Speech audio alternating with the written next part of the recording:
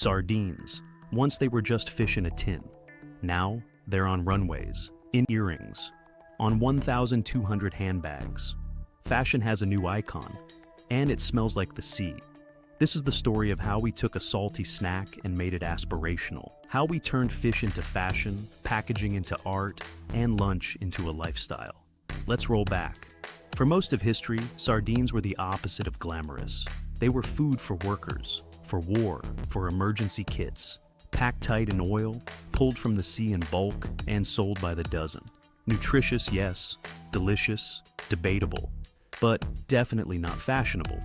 People didn't wear sardines. They ate them in silence and wiped their hands on a napkin made of regret.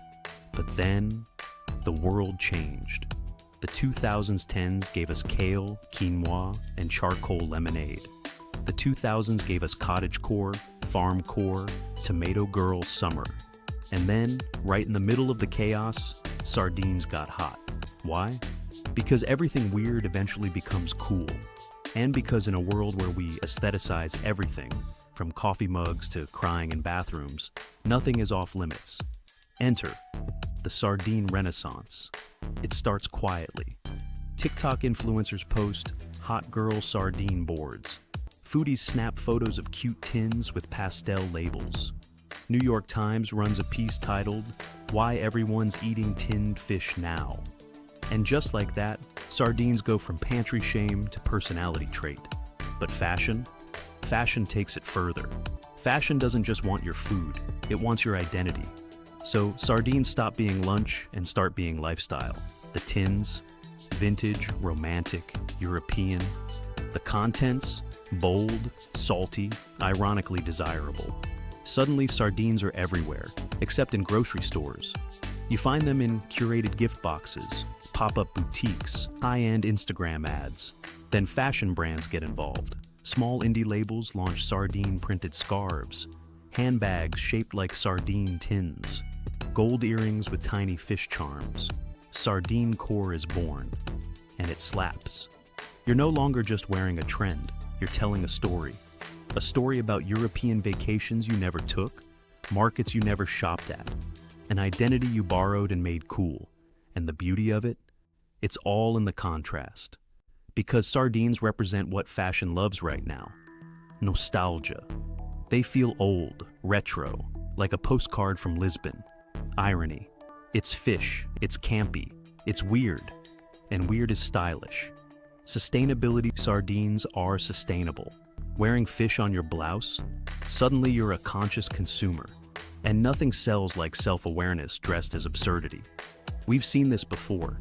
Remember when Crocs became ironic couture? When shrimp cocktail nails trended? When baguette purses were literally baguettes? Fashion always circles back to food. It's universal. It's sensual. And most of all, it's good for engagement. But sardines hit different.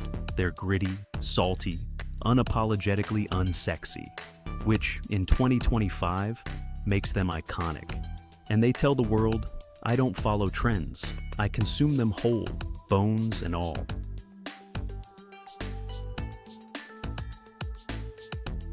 So now sardines mean something. To wear them is to wink at tradition, to challenge taste, to say, I get the joke, but also, I am the joke, and that's power. But here's the real twist. While sardines are becoming fashion statements, actual sardines, the fish, are still just fish. Farmed, fished, canned, still $1.89 at your local store. Still wrapped in tin with that little key you always lose. It's the packaging we glamorized, the idea. The aesthetic of being someone who knows sardines are cool before they're cool. Which brings us to the golden rule of fashion in the 2020s. If it's ordinary, ironic, or vaguely European, it's fair game. It doesn't matter if it's edible, it just needs a vibe. And sardines, they're the ultimate vibe. Lowbrow meets high concept. Lunch meets luxury. Fish meets flex. So next time someone shows up with sardine print pants, don't laugh. Compliment them. Say something like, it's giving post-ironic Mediterranean minimalism with a salty twist.